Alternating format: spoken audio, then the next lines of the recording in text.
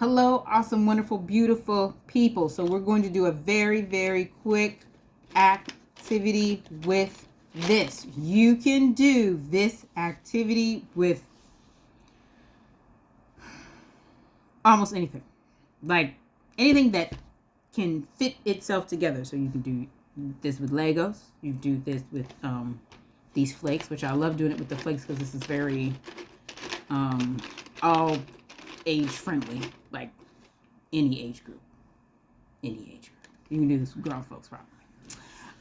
But anywho, so important things about this. This is for our engineering, part of the engineering electricity unit. Okay, remember in January, everybody in science club is doing engineering. And so different parts of teaching engineering, you have your design components, you have your constraint components, you have your testing, the design, and all that type of stuff. This particular activity is about introducing, the way I'm going to show it to you is very littles friendly, like pre-K children, okay? It's with 3-year-olds today. It's very doable, okay? So the focus here is on constraints. You want them to follow the constraints that you give them, okay?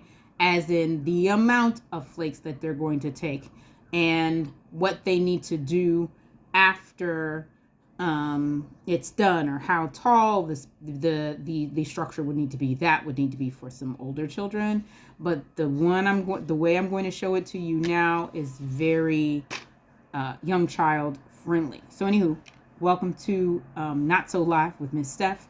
Hi, I'm Stephanie E. Farmer, founder and executive director of Triple F Empowerment Inc. We provide camp, classes, community, and consulting to mitigate the gap that is what's happening in schools right now in science education. We call it STEAM over here, but basically it's science education, and what the children actually need.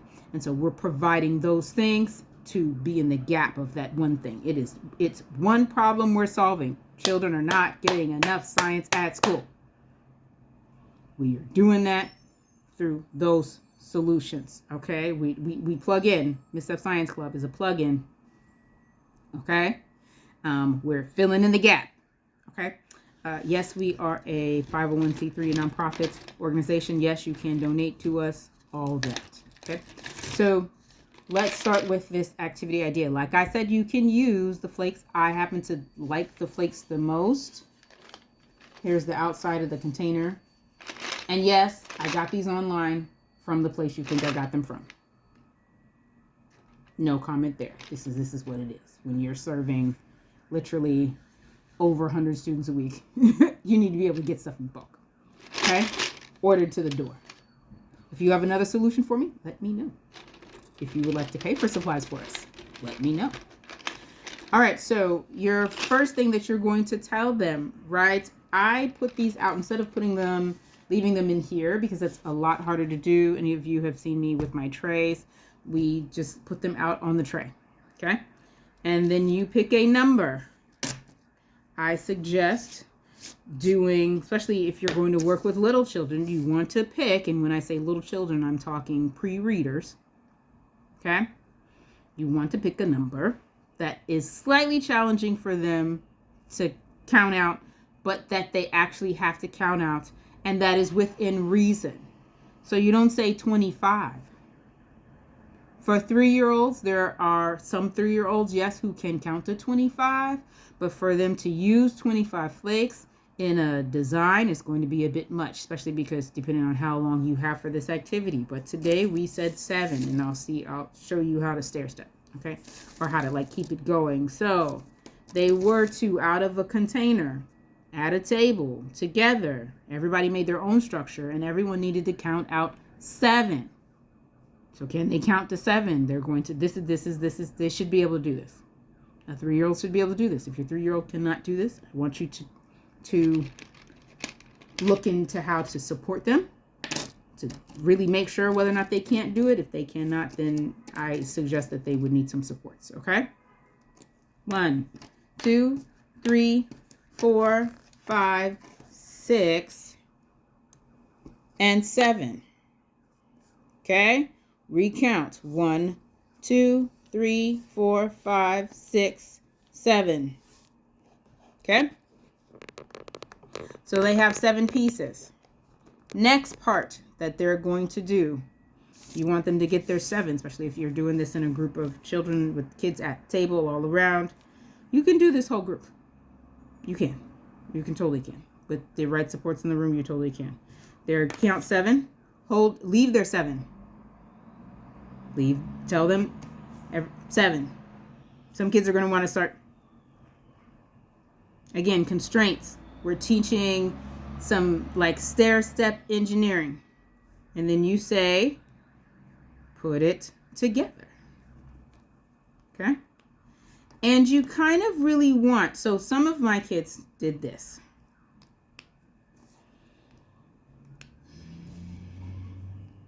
So you're going to notice different levels of abilities. This is kind of the most simple version of it. Some children are going to do that. Some children are going to see that and they're going to want to make a cat or a dog or something. First of all, that's their choice. Let them make whatever they want to make, because that's not the point. The point is we want them to be able to count and then take those and only those pieces, build something from their imagination, put it together however they want. You notice that this does take some fine motor. This does take like the pinch, right? Fine motor skills. I can put it together like this. Some children will do that. That's kind of the next level. And they will go this. They will call it whatever they want to call it, which is fine. It's their thing that they made. You're wanting them to do that. You're wanting them to ideate. You're wanting them to go, oh, this is a flower. This is a robot. This is what is it? Okay, they get to call it the thing they want to call it. Some kids are going to go a little bit more complex, and you're going to start to get maybe this. Okay, so you see how that's a bit less obvious. Maybe this is someone who's like about to be 5 or is 5 is going to do that. Then you leave it together. This is the next thing that tends to be a little challenging for the little ones, and this is why we don't do certain activities until they're like really ready. Okay, but you can see doing this doing this is almost like a pre-robotic thing. Do I teach robotics? No. Do I value it? Yes. If y'all know, you want to, there's one of my favorite creators on here, the Noir Simonist, does as far as like, she's one of my favorites when it comes to robotics, teaching robotics. She's an engineering professor, and she has books and all that type of stuff. Check her out. And so this is kind of a preamble to that. Okay, so because some kids can go very, very far, right? And some of your students just might not be ready to do all the things, but this is one of the things you're wanting them to be able to do, to put something together and leave it together.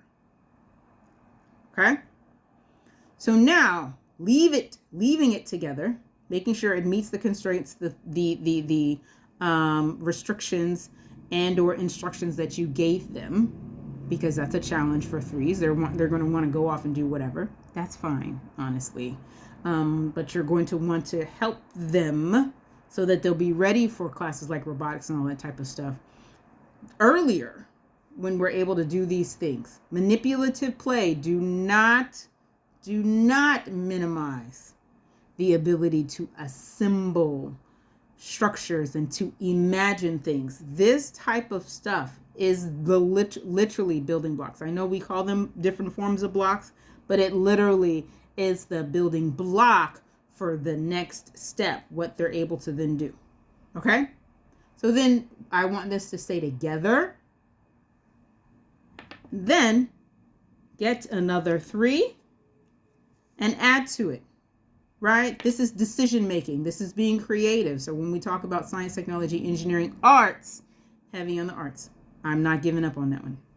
Not only am I not giving up on it, I'm being like super clear. Like the arts will always be part of Miss Steph Science Club.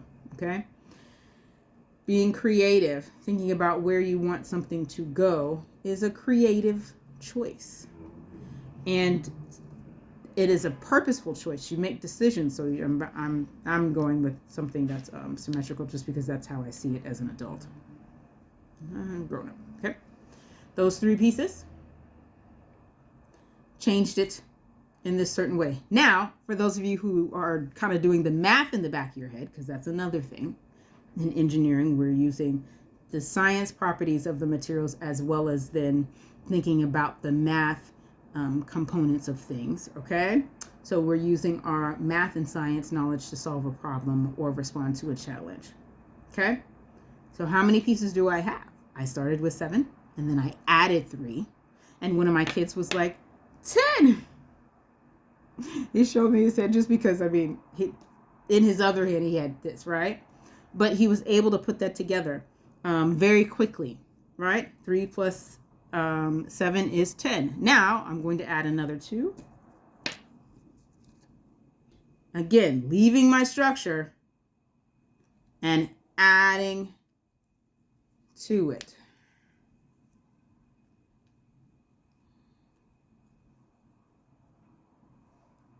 Okay? Going from here, especially with children, kids who are a little bit older, you can go from here and you can say, oh, now I want you to take all of your pieces and make Voltron. Yes. Old school reference intended, right? And combine all their pieces at the table together, which is a bit of an SEL kind of conversation that talking about community and doing a communal activity, right? So you see how you can now turn this into a communal activity. They're doing things individually, but then coming together as a community. You can have them use this as inspiration, whether it be colors, shapes, or just anything else that they might notice kind of together to draw a picture now. Again, really laying heavy on the arts component and using their science and math knowledge to get excited, to be creative, right? Because that's how the two go hand in hand. There's a whole conversation going on online about like the as though there's some like fight between art and science. That's just not where I'm at. I very firmly am not that.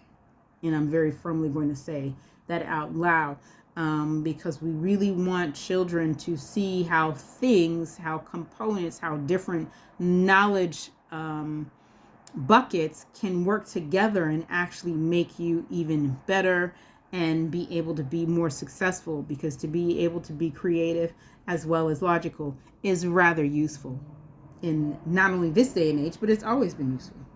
Okay, it's quite that simple. So yeah, so you have this. We know, right, 7 plus 3 plus 2, right? We know that number is 12. And then you can have them, they can stay in the classroom for a little bit. They can combine them together and figure out how their structure now combines together with another piece, which, by the way, is literally how buildings are built. Okay?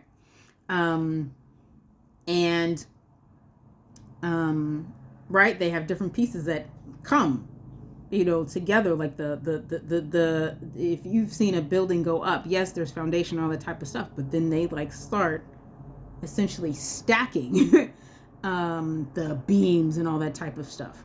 And then someone comes along eventually and puts up the drywall, all that stuff. Everybody has their piece that they add, because you don't need just one type of material to build a building. You need various materials that are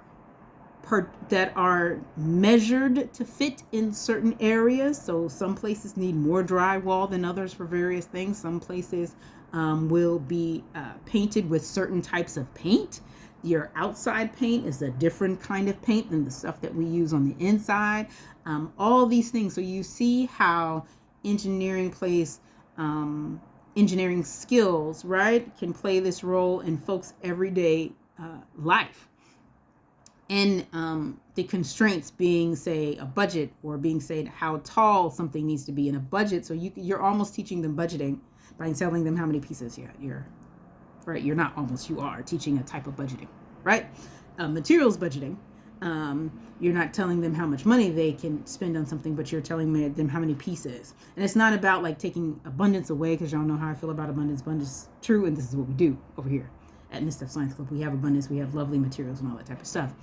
But sometimes you only need but so many pieces. It's that simple, right? You don't use all of the pieces for every structure. It's that simple and that real. So if you're teaching kids real world skills, applicable skills, I just had to do this because this was just more symmetrical for me, right? They can do that, okay? Or they can now, if you have enough time, redesign, okay? Okay? Different things that they can do. So that is one of the activities that I have got for you, or whether that's today's activity, because this is what we're doing this week. We are working with flakes. Again, the point to, not just the point, but the way that you can rock this activity out, you don't have to have the flakes, but if you happen to have the flakes, I mean, to me, this is the best material to use these with, to do this particular activity with, just because it's easier for them to use. That snaps in, and they also come apart easier, say, than your Legos. I prefer Legos for elder children, or when I'm doing this at summer camp, because then the kids can add onto it. And I'm sure you all see it. You probably should have seen several videos of us doing this at summer camp with Legos. But for me and the traveling science teacher, this is a version of that activity. Tell them to get a certain amount. Make sure that they cross-check, right? So you see all those things that are happening. Get a certain amount, cross-check, make sure you have that amount, build with that amount. Get something. Do not take it apart. You're going to want to do that depending on what age they are. Because you want them to build a confidence around what they've made versus constantly tearing down, right? You want them to be building. And then add to it strategically with a specific amount of pieces. See that thing, and then add to it again with a specific amount of pieces. Observe that thing. Then again, the next thing that you can do, right, is you can either stop there, have them do an art, some type of crayon picture, crayons, marker, whatever drawing apparatus that you want to use, utensils that you want to use, coloring utensils that you want to use with your students, right? They can, like I said, stop there, draw a picture, some type of picture inspired by, either attempting to draw it exactly. Now, a 3-year-old, is going to be very hard for a 3-year-old to depict what they've made exactly developmentally. That's just not developmentally appropriate. If your kid is able to exactly draw a picture of what they've built, now we talk about things that might indicate some challenges. I am not a child psychologist. I'm just saying about the things that I notice and what I notice students to be able to do. I'm not telling you this is not medical advice, none of that. That is not what's happening. What I'm saying is these are things that I notice, what most students of certain ages can do, and what seems to be quote unquote advanced. I struggle to use that word because, again, I'm not trying to tell you all where your child is at. But if your child is able to draw a detailed picture at age 3 that looks exactly like what we just built, there may be some advanced things happening there, right? Again, Miss Stephanie is not, I am not a child psychologist. I don't do evaluations or anything like that, right? So they can stop there, or they can redesign and then draw their picture, or you can just simply have them dismantle it. And of course, materials management is a skill that we all need just in everyday life, putting everything back where you found it. Okay? This type of thing, I don't encourage them to leave it up in the classroom for long periods of time, because this is not what this is about. This is about building things and then changing it. Build and change, build and change. Okay, so anyway, that is your quick little, not so live with Miss Steph, because this is pre-recorded. I'll cut this up and do kind of whatever I feel like doing with it. But I really appreciate you all for watching. Once again, my name is Stephanie E. Farmer, founder and executive director of Triple F Empowerment Inc. And that was one of the many engineering skills friendly activities, because you notice how we didn't necessarily do the true engineering design process, but we did an activity that would help children develop a specific skill that could eventually be used, say in a robotics course. Okay? All right, friends. It's been good. It's been well. Have an absolutely wonderful day.